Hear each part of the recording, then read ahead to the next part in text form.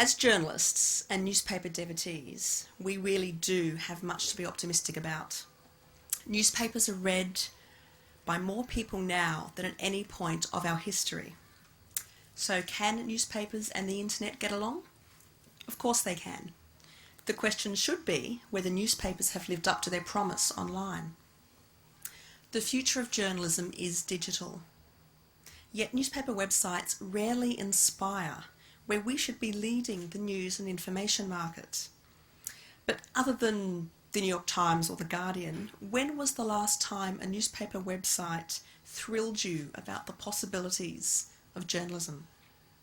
This is something we should all care passionately about, not only for our own professional prospects, not only for the print newspapers that we cherish and have long-standing relationships with, but for the benefit of our society and our democracies.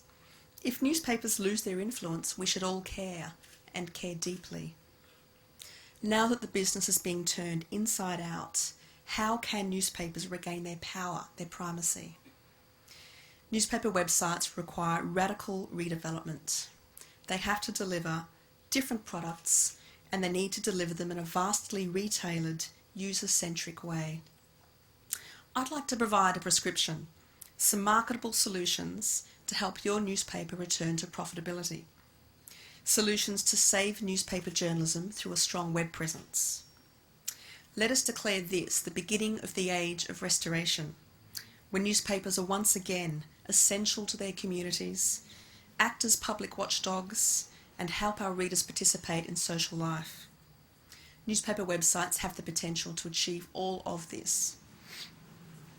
I spend my working hours developing and producing journalism for the online medium within a newspaper newsroom. Journalism that echoes the values of our print masthead. In meetings with print editors, I champion the possibilities of news multimedia and the ways that we can extend our reporting via audio, via interactivity and web documentaries. Earlier, when I asked when were you last inspired by the possibilities of digital journalism, well, one of the times I was last inspired was right here at Wallace House with the Knight Wallace Fellows. It was a lunchtime seminar on radio journalism with the independent broadcast journalist Jay Allison. Hearing him speak about audio documentary ignited a spark. I realised that I could apply the best aspects of radio to online journalism and help the medium realise its full potential.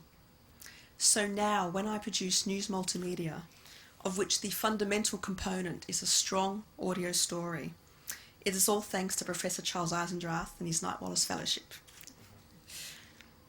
A good news multimedia production brings a story to life. It extends a newspaper's journalism by telling the story in different ways, ways which engage readers.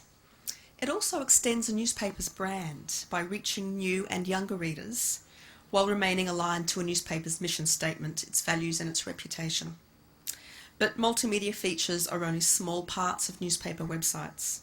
Unfortunately, many online newspapers are substandard, unsatisfying versions of their print mastheads. If newspaper publishers think they can erect a paywall around their digital properties, first they need to provide a product worth paying for. The first reason newspaper websites fail: usability and reader experience is very poor. The basic format of newspaper websites really hasn't changed since they began in the 1990s. Back then, newspapers thought they could simply shovel the text onto a computer screen and that would create a website. And not much has changed. Where are the contextual links? Where is the interactivity? Newspapers still haven't rethought how they can improve the reader experience, and they'll probably make the same mistake when they migrate onto their iPad as well. The first problem? No flexibility in the layout. Imagine if you had to put out a newspaper every day with the same page template, and that you're forced to present a certain percentage of that day's news as a picture story thanks to this rigid template. And what about your exclusive on local government corruption? I know you want to give it the full page treatment, but I'm sorry, the homepage template isn't designed for that. You can make it your lead story, but it's going to look no different to the story about the dog rescued from the house fire. Same headline point size, same news hole shape. Can you imagine? This wouldn't present each story to its best advantage. There would be no opportunity for a special front page, or to run sidebars, or even a related comment piece beside it. And this is the situation with most newspaper websites. And once you click through to a story, it doesn't look great either. The presentation is identical, whether it's Watergate or the socials column. As for the indexes, such as the World or the sports pages, usually this is just a list of stories shoveled onto a page without any ranking or editorial judgment. Relationships between stories are lost, as is prominence when they all look the same. You can't tell at a glance which stories are the most important. And it gets worse. Many newspaper websites not only have the same homepage layout day in, day out, but every news website in their network has the same one. Printed newspapers don't do this. They recognise that what works for one market doesn't necessarily work well in another. Templated web pages are our enemy. Other sins committed by newspaper websites include those multi-page stories presented in a photo slideshow format. They force readers to click through to a new page after only one paragraph of text. It's a shameless way to inflate page impressions, and it's a huge turn-off. And there are still newspaper websites which insist on autoplay video and audio when you try to read a story. Having the greatest content in the world isn't enough. If a website's user experience is less than great, your readers just leave for another site. Web users, and that includes print newspaper readers when they are online, are unforgiving. They'll abandon your site in a flash. And can we afford to throw readers away? Too many websites treat their readers with contempt, but they've also missed tremendous opportunities. They ignore two of the greatest strengths of the online medium: context and hypertext. And by this, I mean links to stories or supporting information. Often, you can't find related stories in a series from that article, nor the related comment piece. Letters to the editor columns don't link back to the original story being referred to. And newspaper websites should compile Wikipedia-style subject pages for areas of interest to their readers and to their city.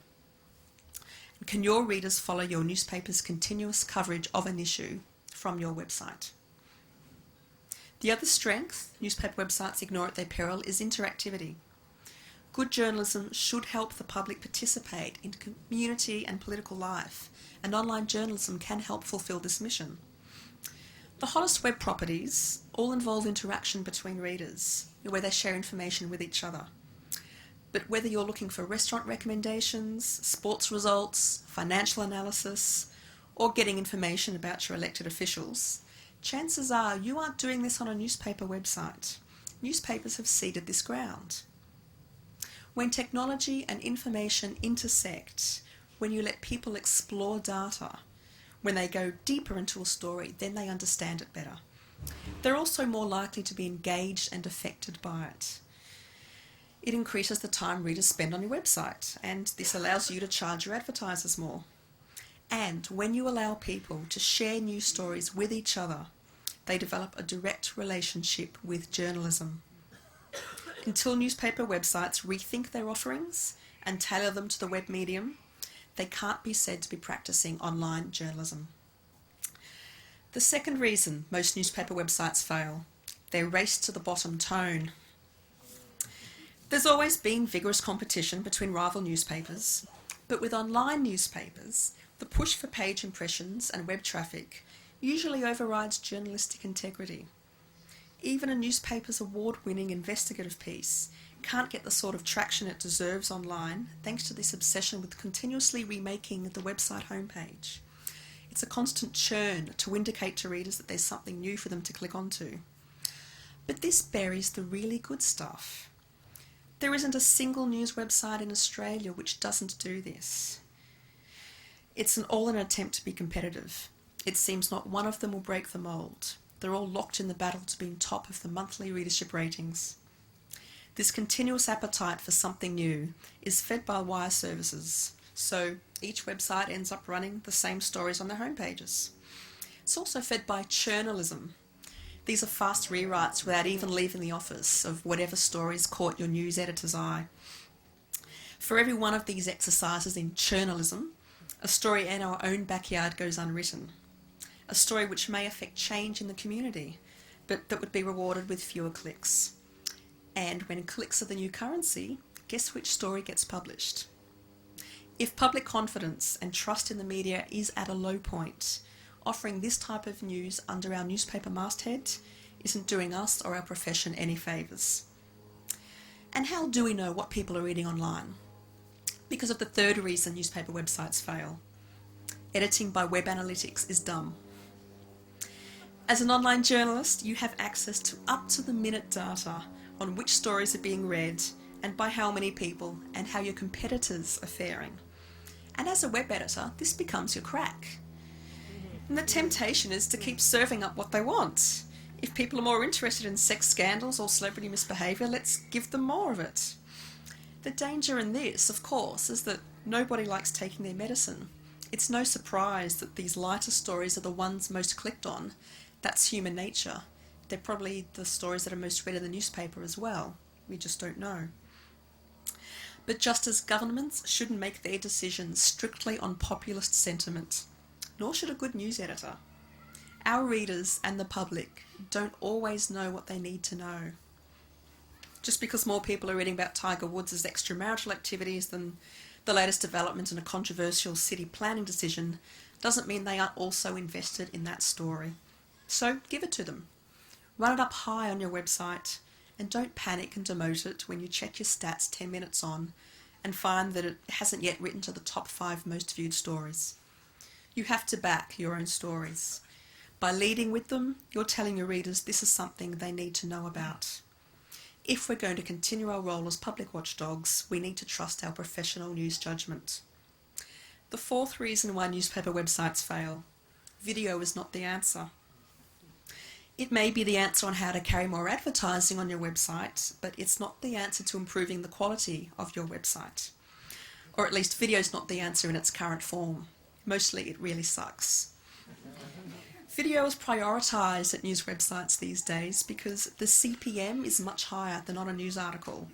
That is, the pre-roll ads that run before your video. They make more money than an ad on a news story posted online. As a consequence, news website staffs are pushed to produce more and more video and place them on every page.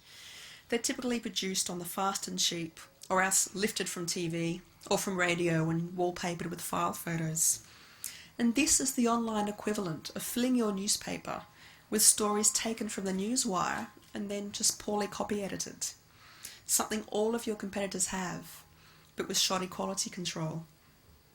When it comes to web video, newspapers seems to be happy to publish the sort of thing on their website that they'd never put into their paper. Why insult your readers this way? Do you think they'll stay loyal? Do you think your advertisers are happy paying for this?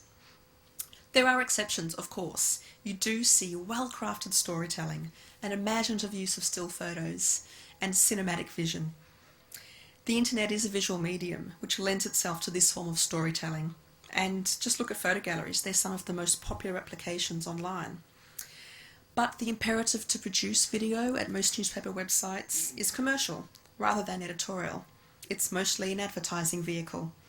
Often it doesn't help tell the story or is not complementary to the text story. It's not always produced by staff with editorial experience or skills in good journalistic storytelling, and this doesn't help your newspaper brand. There'll always be a need for gripping breaking news video, showing an outstanding news event. But unless you're producing high quality video journalism or web documentaries, news website video is best used only for the two things it does well, either showing motion of an exceptional event or the emotion between individuals.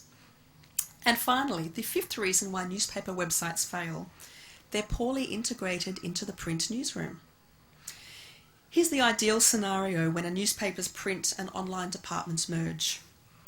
The junior web staff are mentored by the newsroom talent. The news editing and the story selection on the newspaper website homepage improves.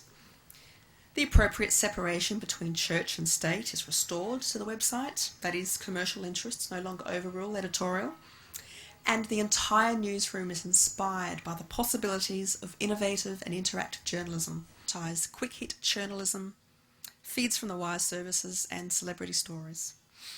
Solution 4, stop editing by analytics. Too many people who run newspaper websites are click addicts, constantly checking their page impressions under pressure from the commercial side of their business. They pursue these clicks through keeping a constant eye on the stats, noting which stories are most read, and then serving up more of the same. And this is a grave mistake. If you can't trust your editorial judgments, then how can you expect your readers to trust you? If your serious stories aren't rating well, perhaps you need to sell them differently for the web or repackage them. Good journalism shouldn't be abandoned. To do so only damages your brand. And solution 5, develop a mobile strategy. Despite reports to the contrary, the web browser is not dead. Newspapers still need a huge mobile presence, however. Journalists serve the truth, so we have to serve our readers on whatever platform they're on. If your newspaper doesn't already have a mobile strategy, it needs one now. The convenience of news delivered to phones and iPads makes it marketable, so your newspaper should consider either charging for the app or for the subscription. At the very least, your newspaper has to be optimised for viewing on mobile devices so that it's legible on the smaller screens. And try not to repeat the mistakes we made getting onto the internet. So, maintain your editorial standards no matter the platform. Tailor your reporting to capitalise from the web medium. Use technology to commit acts of journalism. Work together for a common purpose. It's not too late yet. Our newspaper brands still mean something. We should be poised to grab back our authority, our quality, to restore our mastheads.